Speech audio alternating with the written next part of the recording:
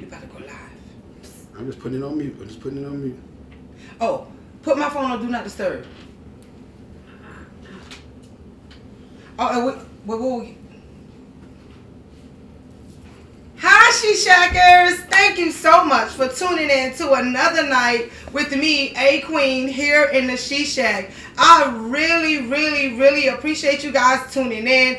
Happy Thankful Tuesday. I hope everyone has had a wonderful Tuesday, being happy, being thankful, appreciating the joys in their journey, and celebrating yourselves. Tonight I have the absolutely pleasure to have my brother here, who is my little big brother, joining with me here in the She Shack tonight, and we are going to discuss some hot topics, starting off with some discrimination, some parenting, marriage, romance, fatherhood. It's going to be a great show. As always, I like to remind you guys, don't forget to follow us on YouTube, Conversations with the Queen in the She Shack on YouTube. You can catch up on all our great shows and get information and the unique perspectives of a lot of our previous guests. So, this is my brother, Marlon.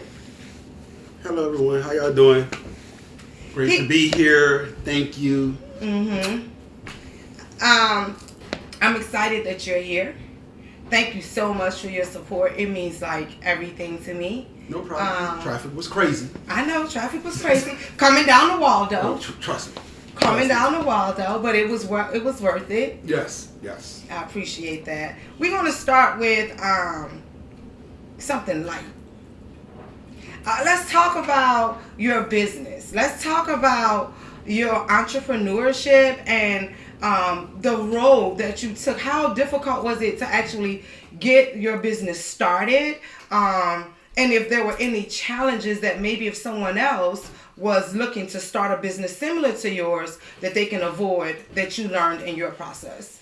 That's a great question. Thank you for asking the question. I started my business called 1979 Custom on a wing of my close friend, my brother, Tiny, that I saw him messing with computers and graphics. Like, my family know I love designing, paintings, all that. And one day I just said to him, I was like, yo, can you teach me one thing? And I started like sitting at a computer for like 3 to 4 hours and learning the trades, getting like looking at YouTube. YouTube, honestly, is a big thing if you're trying to start a business, t-shirt line, graphic line, business, anything you want to, you can find a lot of information on YouTube. Trust me, I know, I did it. But it's hard. As a person of many people who's doing this line. So give us a little information about what exactly you're doing. Right now, I am doing commercial t-shirts for different people, like graphic designs for bar mitzvah, bat mitzvah, logos, different people online. I'm doing something with a guy in Russia right now. I know Russia's like a hard topic to deal with, but he's a rapper. His name is Suicide. Crazy name. Okay. But he's a very lyrical rapper that's out there that want me to come up with designs for his shirts. And I was like, sure, I can do it for you. How do you come up with these designs? Is it like you do get information from the actual client, or you're using your own creative background, or is it a combination? And if so, is these things that you're doing, is it something affordable? Say someone is trying to start a business. They're in the beginning phases and they're looking maybe to get a logo or to just do some simple marketing with t-shirts and things like that.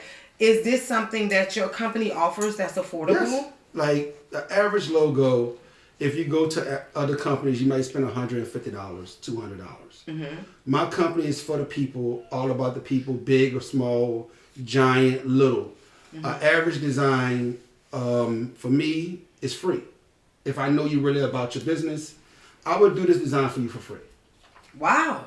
Automatic. Okay. Like automatic. You couldn't be correct. Like, I'm a young kid who trying to start this little rap label or clothing line, or Anything small. Like there was this young gentleman. He said, "Yo, I'm trying to do something for myself for the gym." I said, "What you trying to start?" He said, "Oh, I'm trying to start something called Fit. I want to say Fit King." I said, "Sure, I'll make up a logo. You can have it. That's you. You can. I don't want no profit off of it. Go for it. Handle your business." Like myself, a lot of people know I like to work out. I have something called Dark Kingdom that I'm pushing on with my friends. That's all about working out. Help this. Like me, a lot of people know, like my mom know, certain people know I have a bad heart. And I passed away at the age 24 in your living room. Let's talk about that a little bit, because I know it. It's not my story to share, but sometimes if you those that follow me on in my group, I have a private group, Conversations with the Queen, and I often put in there things about health is wealth. Things of that nature. People's like, why do you feel that health is wealth? Well, similar to what you just said, I've had experiences of nearly losing my brother at a very young age, and I had to give you CPR. Yeah, I went outside. A quick story for y'all, because we have a lot to talk about. I went outside. My mom was coming over with her boyfriend for the first time ever. That is so true. I'm outside smoking a cigarette, put it out, walked in the house, looked at a picture that my sister have in the house right now, I painted, and boom, gone, dead. My sister and them thought I was playing around. She walked over and kicked me. Boom, get up, fool. This is a known fact. Then she's like, "Man, I think like my mom and my sisters are nurses.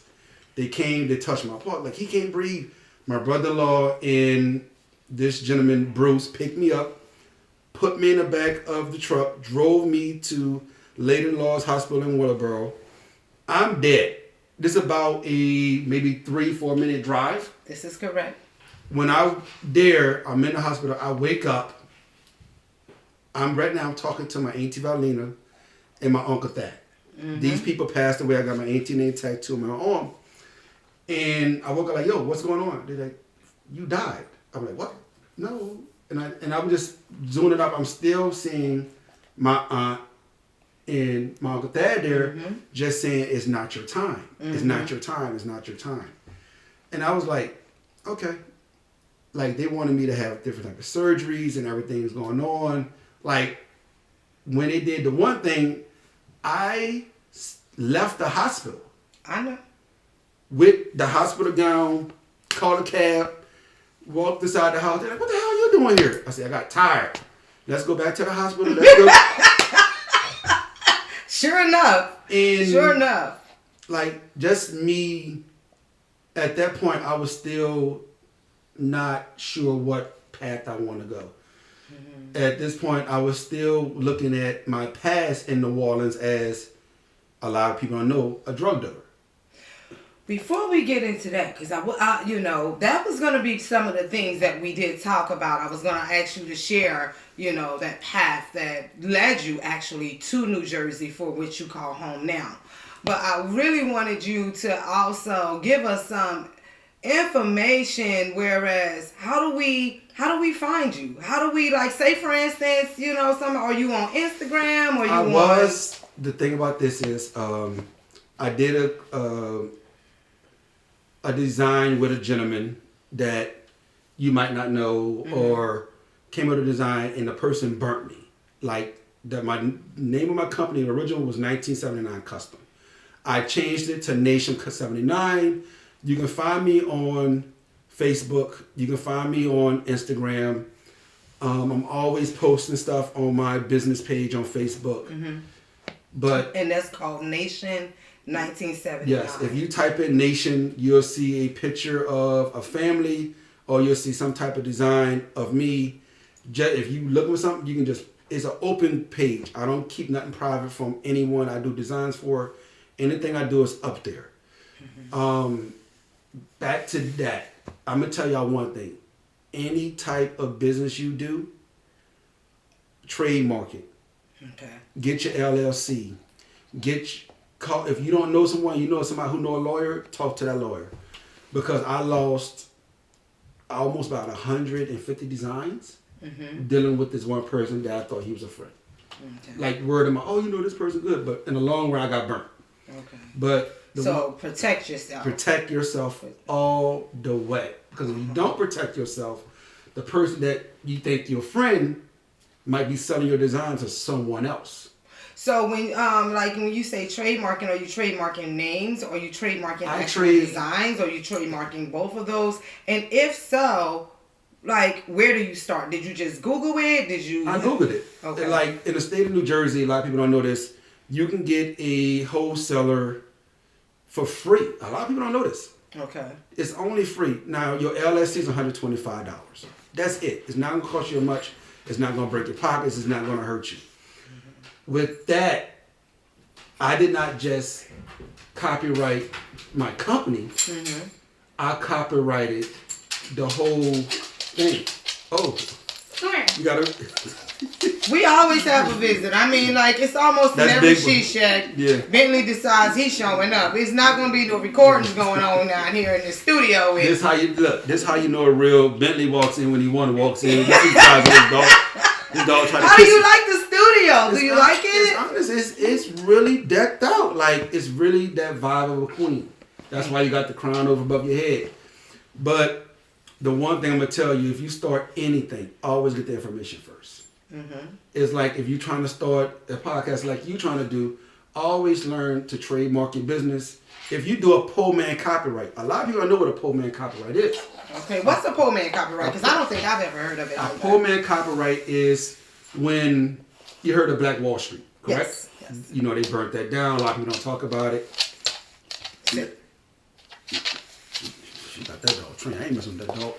A poor man copyright is this.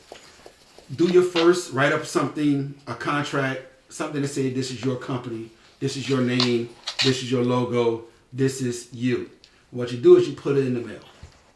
You mail that to your mom, your sister, a friend in California. Anyone. You can mail it to yourself. But once you get it, what you want to do is you want to do something called express mailing. That means you're going to get a receipt that you paid for it. That's one. You're going to get that stamp by the United States Post Office that it went out that day. And when you receive this, you want to do a signed signature that when that package comes, you have to sign for it. Okay. Like certified, man. Certified. When that day, once you get that letter, you don't touch it, you don't open it, you put it in the file, you put it in the bank, and then let it sit there. Okay. That means a lot of people don't know this. I'm going to give you a good example. You ever heard of WWF, right? Yes. The Wrestling Federation. Yes. About 10 years ago, they got sued. For? Their name, WWF. Why? Because it stood in the beginning of World Wrestling Federation, but the original name was Worldwide Fisherman. Oh. And they got sued for almost like $2 billion. People don't know that. Wow. Like, I'm a person, I love information. I love to find like the little ticks that, you know, make a business, make a company, make everything good. Like this, what I learned from my mother, who, you know, what she been through with her life and everything, my dad and everything. I always said to myself, I don't want to be the same person I was in New Orleans that I was now I am. So, you brought up New Orleans, and like this is a couple times that you brought it up. And I mean, personally, there's things about your story, even as your sister, that I don't even know. But I do know that you experienced some challenges as when you got to that funny age in life, when you was around like 18, 19 years old. Things really start taking like some tumbles depending on choices that you were making. So I had a show here on the She Shack, and we had a gentleman here by the name of Daryl Foy. I saw that episode. And it was a great show. And he brought some wonderful information to us related to making a transition from street life to becoming a family man. You yourself being a family man, a father of a teenage daughter, and a young bustling young man. So how hard was that transition?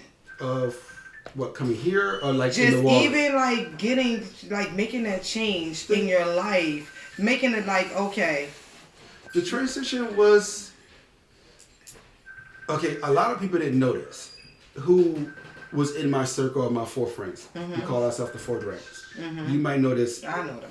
Right? One of my friends right now is doing life in jail. That's his call. Another one of my friends is dead. Another one of my friends on drugs. Right now. That's of the 4, and you are the last of the 4. I'm the last of the 4. Okay. We was making pretty good money. We was making like almost $24,000. Doing what? Doing what? Everything. Weed, coke, pills, everything. Crack, everything across the board. But I was going to work. So $24,000 a month is considered a pretty good living way of like when you're doing pretty good selling drugs. Yeah. Okay. And that was every single month. What was the kind of challenges that was it easy? Was it hard? Were you afraid? Like, nah. You don't even think about it. You don't think about it when you make your first 1,000. You don't think about when you make your first 2,000. You don't think about when you. Only thing you think like, yo, where does the money was coming from? Like an average person, and I think I told one of my friends this. An average pound of weed right now, and I know this off the top of my head, is $12.65. Right? For a pound of weed? For a pound of weed. 1 pound. I ain't no dealer, but that sounds like a lot of money, baby. Okay, but watch this. I was getting it for $300. Dollars? So you was getting a pound of weed, and how long ago was this? I moved. This is years ago. Years. Okay, years ago. Listen, I'm clean. You look. You can pee. I can pee right now. I'm gonna come out crystal clear. I want to say I left New Orleans right before Hurricane Katrina hit, about almost 15, 16 years ago. Yeah, that's almost about how. Right. That's kind of how I remember it. That's right, how I but remember it. I'm gonna get that. What happened was it was a place in New Orleans called Pennyland Game Room. Okay, I remember Pennyland on Canal Street. Correct. Me and my friends met my first connect there. At the game room. At the game room, a kid playing WWE wrestling. Met the guy there, put me on, started selling drugs, started making money, everything. My mom didn't know what I was doing. Were you addicted to the making of the money? Because some people say it's the hustle. You get addicted to the hustle. What is it? What was it for you? It was taking care of my friends. Not taking care of yourself. It was nothing for you. It was merely you chose to do this. To take care of my friends. And did you feel times where, you know, you're putting your life on the line, right? You're going out there, either you putting yourself at risk to be arrested or killed or robbed or... It's 2 types of people in this world, 2. It's street smarts or book smarts. Okay. Hands down. If you think you street smarts and you try to go in the corporate world, you're going to fail. If you think you book smart and you're trying to go in the streets, you're going to end 2 spots. So you don't think that there can be a happy medium? You can't have some street knowledge and some book smarts? You could, but it's not going to lead you in the right direction. Like, I don't know. I kind of disagree with that because I got some street knowledge and I got some book smarts. Okay. But it was, I feel like you got to have a healthy balance. Okay, just say like this. If you walking up the street, you know the difference of a cop car and a regular car? Yes. What's the difference? Well, like when I see like the one with the thing on it or like the regular? Undercover. I don't know. They usually just be tinted out. Tailpipes. Tailpipes. A regular car tailpipe going to go this way. Go straight out. A cop car tailpipe going to go down. So these are like things that a person that is evading the cops would know. Yeah. I learned every little trick. So that's different. You said street smarts. That's more of criminal activity. So you're watching out so that you don't get arrested, but it still doesn't mean that you can't have some knowledge of the streets and have like a healthy balance. You know, because growing up in the projects, I couldn't just be walking around like no bookworm because, I mean, I would have been beat up every day. Okay, say like this. We grew up in the Magnolia Calio, correct? When you remember me, I was always what? Getting in trouble. Right? But I always had my nose in a book. I was always doing something like with pencils or making something. Well, we didn't have much choice in that matter. Mom didn't play that. Yeah. Mom didn't play that. Now, you can get in trouble if you want to. I didn't jump off the porch till after I went to Averson High School. Yeah, you lived with me when you went to right. Right? I didn't make my first sale till after my 10th grade year. Now, how long would you say So when you was living with me, you selling shorts, right? Mm-hmm. Listen, it only happens in the She Shack, honey, because it took 20 years for me to know that my 16-year-old. But the thing about this, I never did it at my house. No, it was never, okay. Because I had more respect of my brother-in-law and my sister and her kids to not do that. You never hustle where you lay at. Are you teaching hustling rules on the She Shack, man? No, I'm teaching the knowledge of what you don't do. Like, a lot of kids... If you out here in these streets, this is what you saying. If you out here in the streets, you need to know one thing. Two things. You're going to be in two locations in your life. You'll be in jail or in the grave. If you don't what? If you don't see the big picture.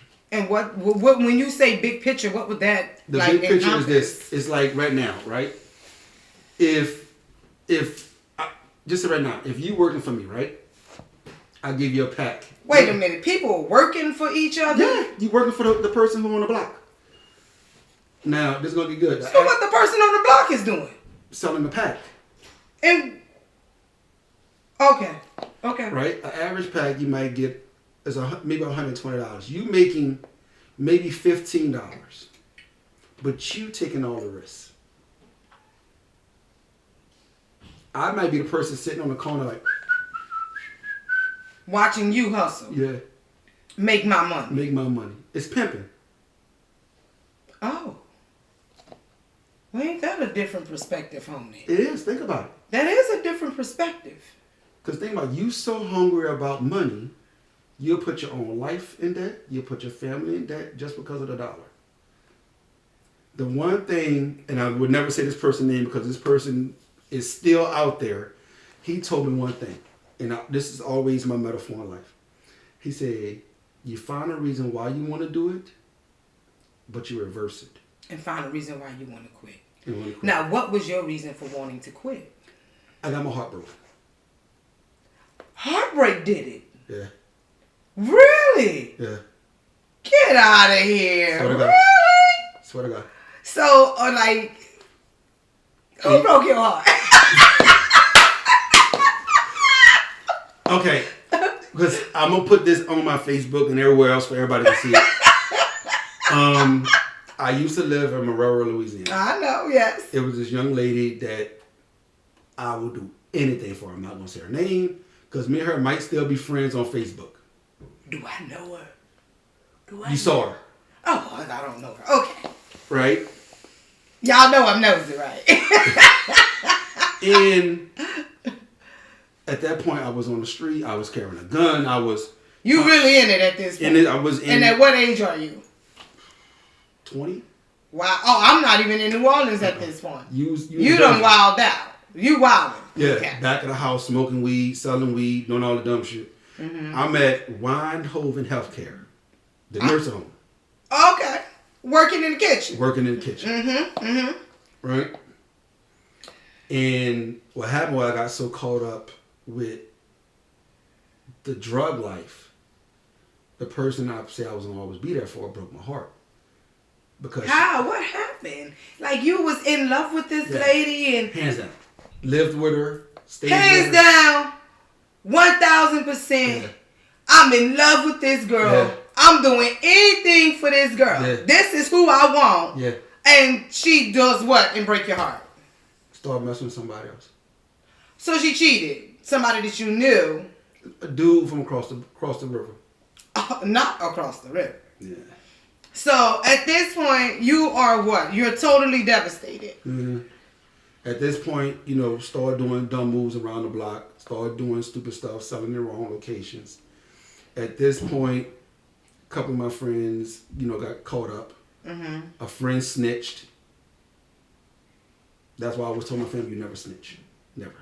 Mm-hmm. At this point, me and my friend sitting at the table, lieutenant, blah, blah, blah, walked up, dropped the photos on the table, said, y'all have about 24 hours to get the hell out of New Jersey. Not Jersey, Louisiana. Wow. So you, in a matter of what kind of time frame we're talking here? 6 months. In a matter of 6 months, something that you and your buddies had established that was making about $24,000 a day. Low 24, like people didn't even know. Like y'all wasn't trying to make no noise, but like on an easy street, you're taking $24,000 and y'all splitting it between 4 people. Mm-hmm. And so y'all not making no whole hell of a lot of money, but you're making enough money at your age. Like, yo, I'm balling, okay. And so you do this for a few years. You meet a young lady, you get your heart broke. Mm-hmm. You start making some bad moves, and you don't leave bad taste in wrong people's mouth. Correct. And now you have 24 hours to get the hell out of town. Yeah. What do you do? The funny thing about it is me and my boy, Steve, we sitting down, we smoking. I said, yo, I'm about to call the cops. He said, what? I said, why? I said, I'm about to call the cops. He didn't know what the fuck I was doing. He was always around me, 24/7. But didn't know nothing. What you was into? Nothing. Did the girlfriend know? Nothing. Nobody knew? No. Only person knew was one person. Wow. So you was moving in silence. Yeah. And until this lieutenant shows up and they got boom, there you go, champ. Oh shit. Oh, that's alright, bro. Told my mom someone tried to kill me. Hopped on the Amtrak on December the 8th with a book bag, a Boyz II Men CD, a CD player, a pack of batteries, and heading to Jersey. Heading to Jersey. Yeah. I remember you picked me up at 30th Street Station, I think. Yeah. Yeah, I didn't even recognize you, honestly. Cut the hair with some scissors on the. I didn't recognize you. Did not look anything like yourself. You looked stressed. You hadn't been eating well and things of that nature. And it didn't seem that you were had any direction. No. So you come to Jersey. Saw snow for the first time. Saw snow for the first time. And life started this journey that now you're on a different kind of path. This path is a reason why. I'm going to tell you. I remember when I got there, your husband, Tremaine, said, yo, you hungry? I said, hell yeah, I'm hungry. He said, you sure? Yeah, I'm sure. He said, okay, I'll be back. Came back, was fucking salmon about this goddamn big. from Catano. Gatanos, I'm like, man. He said, you say you're hungry, you want to eat it? I sat there for like 34 minutes, that shit. Mm-hmm. Then you came home, and your exact words like, I'm not going to stress you or nothing like that, but you need to find your way. At this point, I didn't work for like almost 3 months. Mm-hmm. Then I started working at AQueen. And slowly but surely, working and, saving money and doing all the stuff. And I left AQueen. Then I started working at a Jewish synagogue called Makor Shalom. At the Jewish synagogue, okay. Is this where you was introduced to the Jewish faith? Because I wanted to get into that a little bit about, because you're Jewish now. Yes. And proud to be Jewish. Huh? A Jew of color. A Jew of color. Yes. So is that different? Yes. Why? How is that different? Because you don't see the many of Jews of color. You don't. Do you experience difficulties being Jewish and being a black man? Yes, but no. Explain the no first.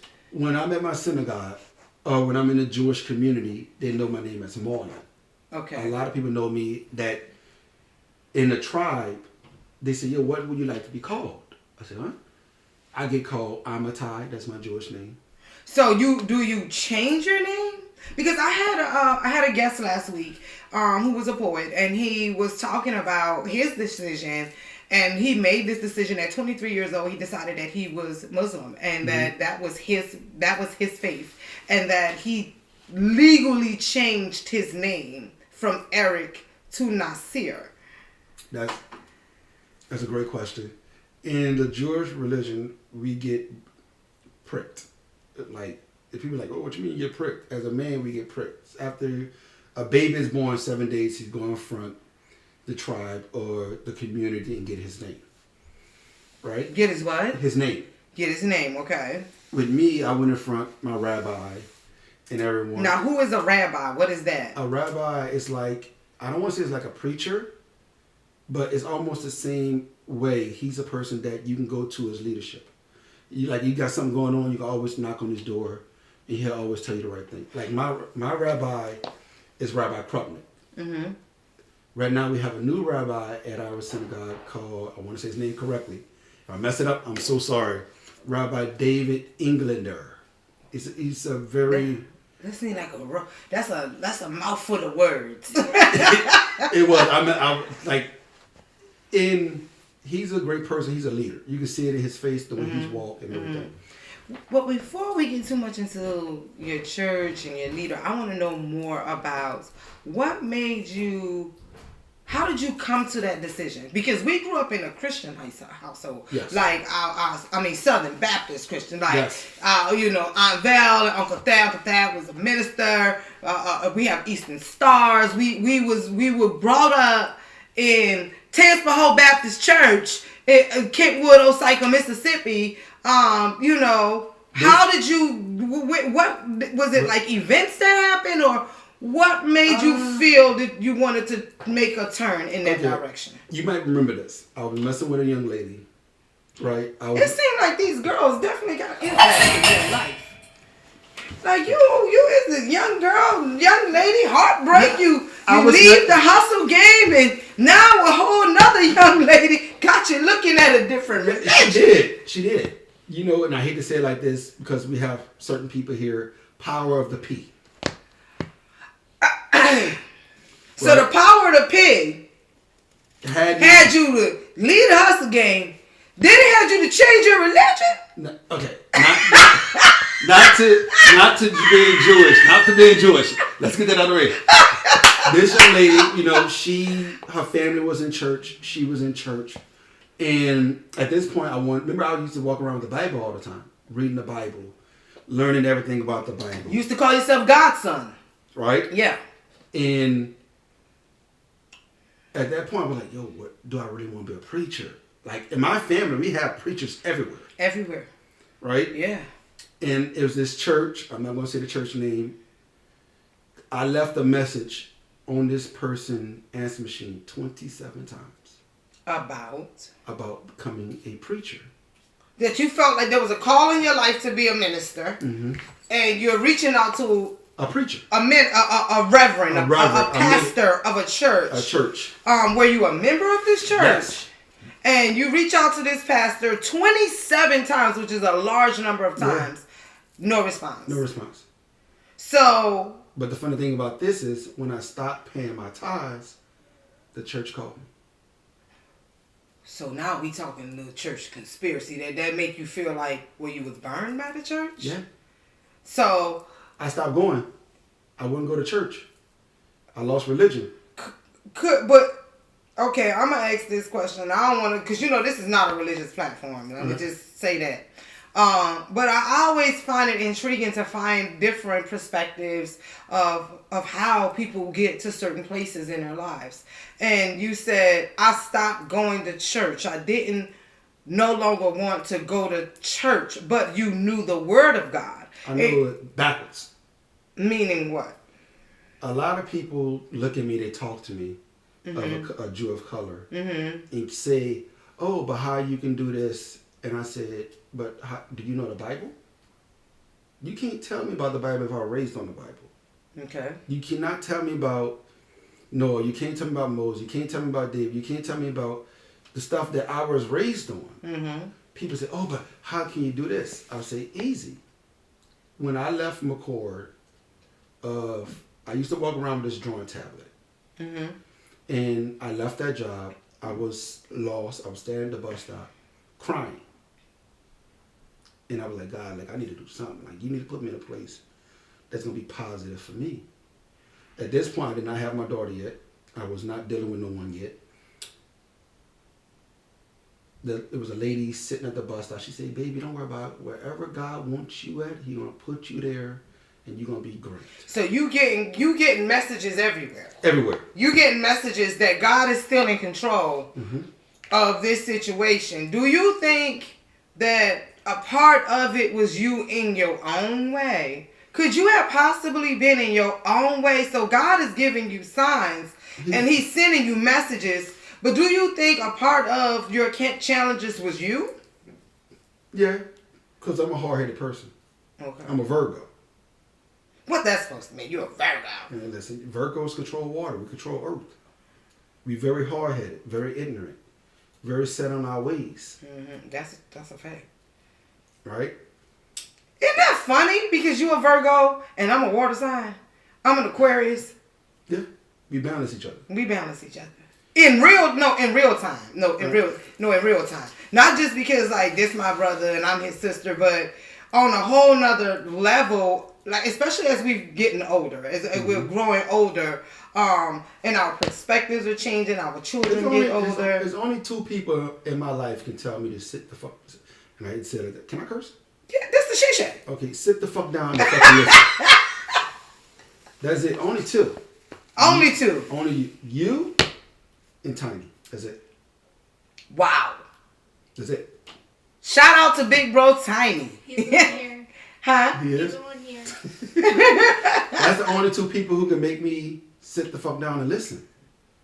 Like, And well, maybe in human form, but in this journey now that you're on, don't you think like we're like I don't know anything. Let me just be frank, right?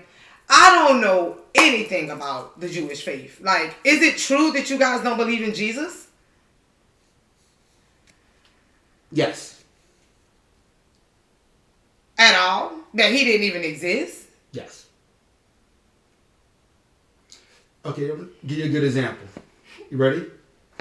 Now, I don't want to step on people's toes, and I Ain't want stepping on my toe. I'm just saying. I'm just asking questions. I'm just asking questions. What's Just asking questions. Okay, watch this. If you was going to... Remember you had your hair salon? Yes. If you want great hair, you're going to go straight to the person who's selling hair, correct? If I want great hair? Great hair. Great bundles, you call it. Oh, bundles of hair. Right? Well, we're going to go to the wholesaler, I think. You're going to go straight to the manufacturer. Yeah, you're going to go. But you're going to go to somebody that's selling some good stuff. Some good stuff, correct? Right. Right? You're not going to go through the middleman, correct? The middleman. Oh, You no, are sir. the middle person. You are the middle person. Just say right now- Because you got a consumer, it got you, and then you got who you getting it from. Okay, just say you number one, other person number two, other person number three. Okay. Which one you going to go to? To get what I want. Yeah, you go to one. You the one. Which one you gonna go? You go to 2 to 3. It all depends. No. No, it does. It all depends on where I am in my. Just say right now you got the money. And No, everything. it's not about money. Because guess what? Let me tell you like this. You got the main person, you got the connect, and then you got the buyer. It all depends. Sometimes the buyer, connect, main person. You got to go to the connect go to the main person to get what you want, right? So when you get to a certain point, now you done built up and you know what I mean? Now you going down, you getting past the connect person, you going straight to the top. Now, do you want to go straight to the top or do you want to go to the buyer? Which one you want to go to? It's just simple. Now, You going straight to the top. That's how I feel about Jewish religion. I want to go straight to God. So you think I still don't understand. Well, how I feel, and I don't want to step on certain people's toes with religion. This is not a religious platform. I know that. So you can say whatever you want to say in the She Shack. No, because certain people take certain words certain type of ways. Listen. I ain't talking about you. This the She Shack though. My viewers know that you getting everything here. Okay. So you don't have to be like feel like you have to be politically correct in watch this. In this. A lot of people don't know this. How many sisters and brothers I have total? You have me. No, just say one more sister. You have 1, 2, 3, maybe 4 brothers. I know Brian, I know Alvin, and I know there's another one. I know there's Tina, and I know there's Barbara. Okay, now watch this. That's 5. That's what I know. Now watch this. Plus me is 6. Okay, one of me and my brothers used to talk all the time. Okay. Blood brothers, love them to death. Uh-huh. I told him I was coming Jewish. He probably didn't take that too good. He said, why you didn't call me if I could pray for you? Let me tell you this. Hold on, wait, I ain't done yet. Well, you gotta think about where they from now. You gotta think about where they from. Now watch this. After I told him it's something that God wanted me to do, he hung up the phone. Haven't spoke to him since. Haven't spoke to him since. Because of your religion. Because of my religion. Because of your faith and what you faith. believe. There's a lot of people that when they hear, I'm gonna give you a good example. My daughter right now is 14 going on 15. Mm-hmm. Right? When I was coming Jewish, I was at a Wawa gas station on Route 70. I remember this shit. My kids was in the car. I had a cape on my head. Walked in, there was two gentlemen standing by their truck. Hey, look at the black Jewish boy. Oh. Black Jewish boy. Mm-hmm. Mm-hmm. So that's still that racist mentality, boy. Now, I had opportunity. At this point, my hands is pretty official to handle any type of weight of mine. Oh, you pretty nice with it. Right? At this point of my life, I hear my rabbi. Mm-hmm. I hear one of my close friends, my other brother, Chaim. You never got a chance to meet him yet. Well, hold on. Let me before we get there, I'm still trying to understand. Is it that y'all don't pray to Jesus or y'all don't believe in Jesus? We believe that he never came yet. That Jesus Jesus married, but it's in the Bible. But y'all say you say in the New Testament. No, it's not. Jesus. In what part? Listen, Jesus is crucified in Matthew. We believe in the Torah that from the Genesis to Moses get to the Holy Land.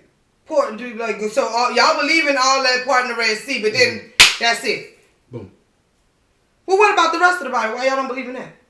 Because we believe in certain parts. We do not believe that Jesus was. But why? Like if you how is it that you can decide? Listen, I can't answer that question. I'm just. But I wasn't there 500. No, I'm just asking why is it that you believe some of what's in the Bible and not others is what's in the Bible? Because that's how it is. I can't give you the answer. Because when I was learning becoming Jewish, right? Is this a book? Because I'm going to read this book. I give it to you. I got one at home. It's called Becoming Jewish. No. I say when I was becoming Jewish. Like it's classes. Okay. I stand corrected. I was in these classes. It was 16 weeks. Mm-hmm. Right? They broke everything down from becoming Jewish, from Passover, from Rosh Hashanah, from Yom Kippur, everything. Do they tell you why y'all only get to Exodus? Yes, but I don't remember. I'm not going to say I do remember. Okay. I don't remember everything. I can't say now, is this for all Jewish people? Because I know there's different kinds of Jewish people. Different. Look, I have to take a drink on that, honey. I ain't going to lie because this is news to me. It's different types. It's like different type of Christians, different type of Baptists. It's different type of Muslims. It's different type of everything. Right. And there's different types of... So what kind of Jewish person are you? I'm conservative. Conservative Jewish. Okay. And that conservative mean what? Y'all don't... What exactly? Y'all... Conservative mean you're not... we religious. Liberal. Correct. We religious, like... But we not super religious. It's like... It's different type of... Jewish people. It's Orthodox. It's conservatives. Right. Reform. Okay. It's all types. Okay. Right? It's like with Baptists. It's got different levels of Baptists. It's got different levels of Christianity. But, Baptist is a religion. Baptist, that's like Baptist, Protestant, Catholic. Think about this. Let me give you a good example. When I was becoming Jewish, right? Mm-hmm. People give other religions, you want to be Muslim, or you want to be Christian or Baptist, or you want to be Orthodox, or you want to be for that. But as soon as you hear the word, or you becoming Jewish, why the hell are you becoming Jewish? Why? Are you crazy? So people have a bad outlook on the Jewish faith? Yes. Why? I'm going to give you a good example. One of my friends told me this. No, why do people have a bad... Why do you think people have a bad outlook? It's what they hear for generations. But what have you heard that make you believe that people have a bad outlook on the Jewish faith as a black man in being Jewish? When I come Jewish, right, somebody that me and you know said, oh, the reason why you acting like that because you're Jewish now. So what? Because you being Jewish has influenced your outlook, the way you live. You had, like, it's just like somebody getting saved. When you get saved, you can't be the same person you was before you wasn't saved. You can't be the same person. But why every chance someone get a chance? You think they're throwing it in your face. Yes. The fact that you're Jewish. So it's almost like you're trying to insult me by being Jewish. Yeah. Like, I washed my hands with certain friends who said slick comments to me about being Jewish. Okay. Like, one of my friends said, oh, you must have a Jewish star on your back. They made you convert because you work there? What? Oh. So, yeah, because we was talking a little bit about this job when you was in a space and it was very difficult for you. You was kind of lost and you was looking for your direction. You get this job at the synagogue. At the synagogue. And you worked there for years before you were not Jewish. For years. So you still at this time, while you still working at the synagogue, are you still practicing or the religion? I was reading the Bible. I read the 5 books of Moses. I read the Quran. I read all these things. I like reading. I like listening. Okay, so that's just a little similar to like the other gentleman I had here that was Nasir. Right. Shout out to Nasir that was here last week, and he was talking about his decision to be Islamic. And he actually shared a story with us, and he said initially it was the nation, because there, I don't know if people knew that there was a difference between the two. The nation of it, right? But he put some clarity on that for us last week. But what he did say was when he first was doing his research and finding his place, that he explored all. I did. All of them. He looked at Judaism. He looked at Christianity. He looked at the practices of the Protestant and the Catholic. He found his calling. He found his place as Muslim. I found myself at a certain point that when I'm gonna say like this, a great person, Chaim Respis, giving him a shout out. Mm-hmm. Shout out. I saw him walk. He was the first Jew of color I saw in my life. Okay. I walked to him, made him talk for like 3 to 4 months, constantly. I just kept asking him random questions. Mm-hmm. Why is this? He was like, yo, blah, blah, blah. Why is this? Blah, blah, blah, blah. Why is this? Blah, blah, blah, blah. And one day I saw him say, I think I want to become Jewish. He said, I don't know, bro. I said, why not? He said, you told me a lot about you. Yeah. He said, what about your mom, your sister, your family? So were you concerned about how we would feel about you making that transition into... I told him this. I've been Jewish right now since 2019. Yeah, we were there. Right? Mm-hmm. Now watch this. I thought of this for 8.5 years. I remember when you told me you were thinking about it, and I said, well, bro, I mean, hey, you gotta make whatever decision that you feel is best for you at the end of the day. That's the same, like, because I will say this, we were, raised up in Christianity. We were brought up in Christianity, and it's deeply rooted into our family. But I will also say that our mother, always gave us the freedom to exercise, to find our place. She never said, you have to be, because I am, and because your grandmother was, and because your great-grandmother was. She wanted us to know God for ourselves in the way that we would know him. That's one thing that Mom always was big on. Because I remember when I went to my mom and told my mom I wanted to be Muslim. She asked me, well, why you want to be Muslim? And I told her where I was with it and why I was thinking these things. And my mom said, as long as you believe, is what she said. She said, as long as you believe, and she said, as long as you believe and you know God for yourself. Mm-hmm. She said, because when that day comes, it's you standing in front of that gate. I can't answer for you. Mm-hmm. She said, But what I will say is this. You make sure that you have a relationship with God. Correct. That's what Mom said. Now, when at this point, because I even was explaining to Mom, because Muslim people do not denounce Jesus at all. No. Jesus existed. They acknowledge him. There's parts of the Bible that's referenced in the Quran that is very similar to what you read in the Bible, but there's points that's made that make you think like, this could be so. Correct. One of my struggles was, and I always want to make sure when I'm because I'm transparent in the She Shack, and I'm working on just having a transparent life. Because it's so exhilarating to just have a life that's peaceful. Yeah, it's very peaceful. But I had said that I wasn't 100% sure if I could follow it all. Of what? Because it was like certain things. You raised up that way, they become a part of who you are.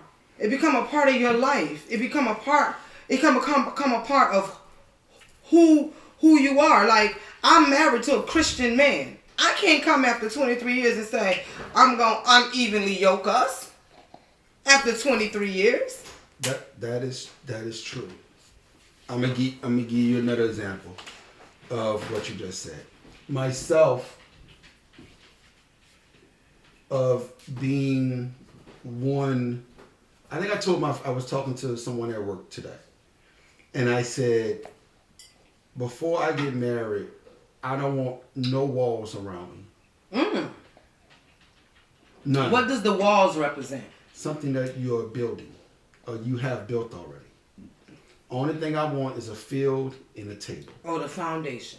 That's it. And you want you and your mate to build. So have you found your building mate?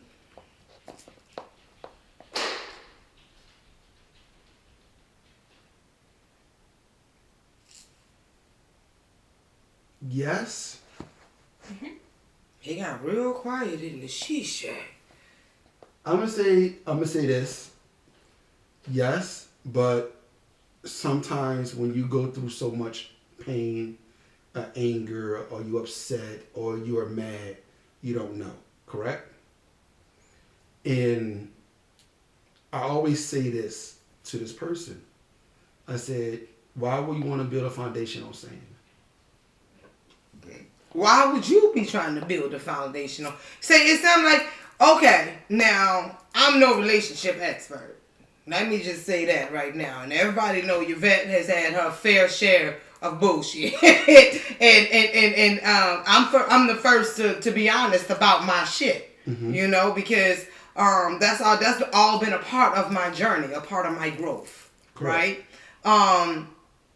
And the concept of, am I building my house solid or am I building my house on sand? Okay, I'm going to give you a great question. Remember Pastor Henderson? That wasn't my pastor, but yes, I do.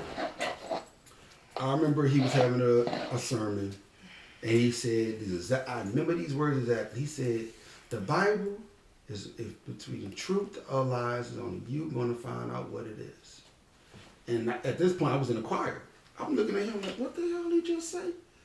The Bible's really, I'm looking like... I'm trying to figure out about your building mate. I'm trying to figure what that got, because see, you are a classic evader of questions. No, I'm not. And yes, you've been evading questions the entire She Shack. You better sip a little more because it's about to get real. Now, I'm going to stop being so nice with you, and I need to know, you talking about building, moving walls, and giving these analogies.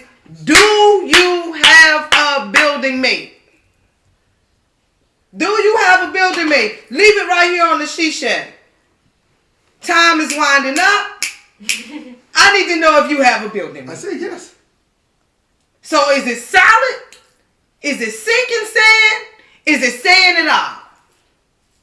It's not sand. What is it? It's a table. It's a tape. Yes. And you're building me. Y'all married? No. Engaged to be married? No. On your way to the altar? No. Don't want to be married?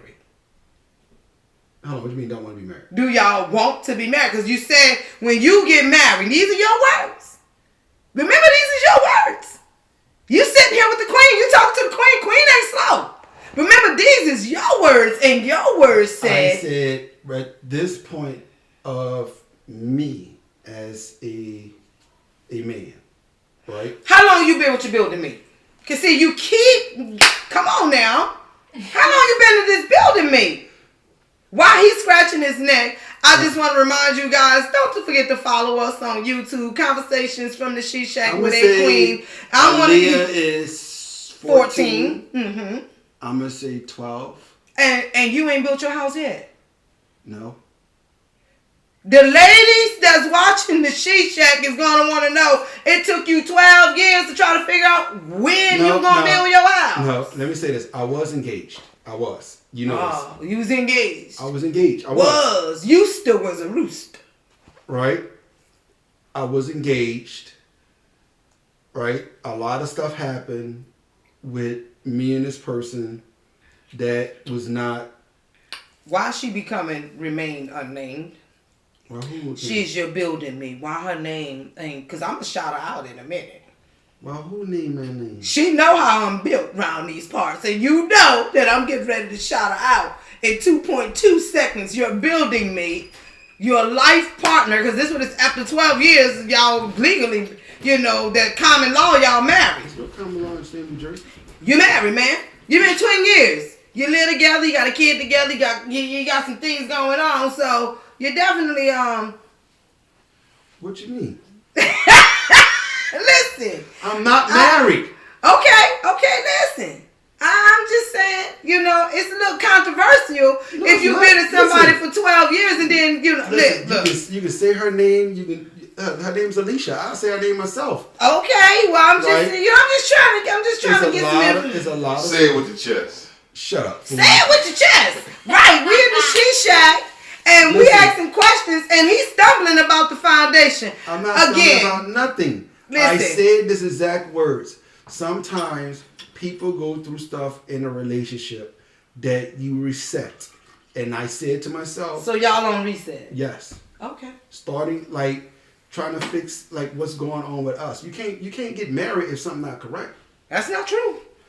You can get married to someone when it's something not correct? Hell yeah, you can. Why? Let me tell you something. Because if you know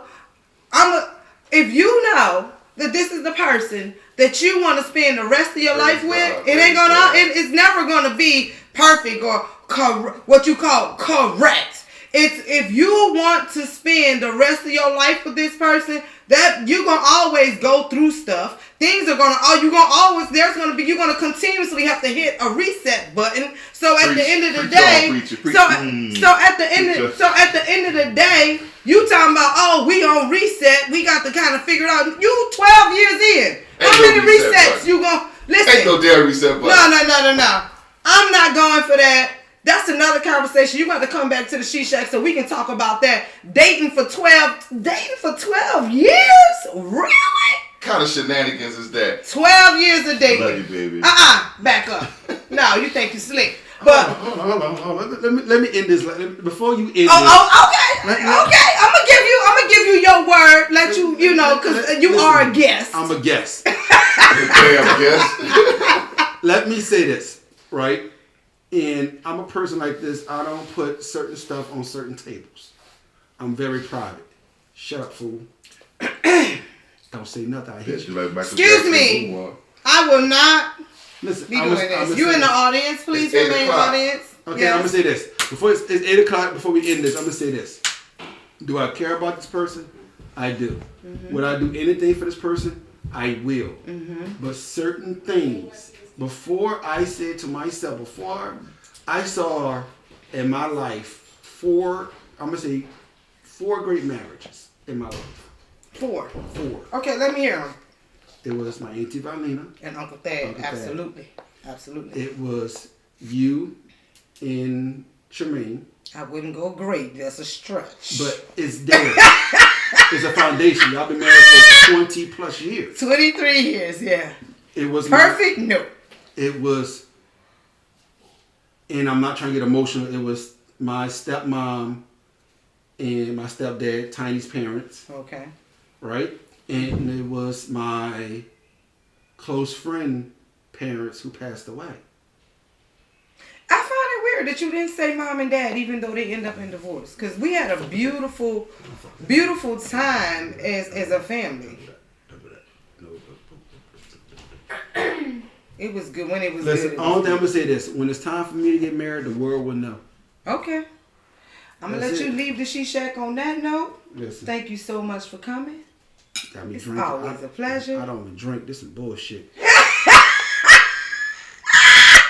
Listen, you try to set me up. It's not a setup. That's the hell it is. This is the She Shack, man. I'm going to ask you a question. Can I ask you a question? Ask me a question, yeah. I'm going to ask you a question. And I want you to be honest. Mm-hmm. Okay. Now watch this. Can you raise up a hand real fast? Just one hand. Put one hand in. Put one hand. Now, have your husband ever bought you flowers? Put down a finger. Have he brought me flowers? Yes. Have your husband ever took you shopping? Yes. Have your husband ever took you out to a nice place for like on him? For what? On him, like restaurant food. Oh yeah, absolutely. Have you and your husband ever went out for a great walk together? Just hold hands. No. Have y'all ever, y'all got kids? Y'all have your own song? We got married to a song, yes. Okay. Last thing, you do anything for your husband? Anything in the world? Not anything, because I ain't going to jail for you. Okay. Like anything in your powers will you do for him? To a degree, yes. Now put that hand up. Now watch this. See that hand? Mm-hmm. I want a woman who will love me like a Trump supporter. A Trump supporter? A Trump supporter. Don't matter what the fuck she hear about me. I love my husband like a Trump supporter. Okay. You do anything you hear about me like that's a damn lie. I ain't believing that. I'm not believing it till I talk to him. Okay. I want someone to say, yo, let me give him the same affection I give him. That's me, absolutely. Okay. I want somebody like, I know I don't like flowers. Bring me some flowers sometime. I'll bring flowers. Okay. You give your husband some money to go get his haircut, correct? Absolutely. And you do anything for him. Average women don't do that. That's because I'm not average. Facts. It is. Listen, before I leave out of here, I just want to tell y'all one thing. If y'all don't come in and talk to the queen, y'all ain't talking. I'm out this bitch. Thank you.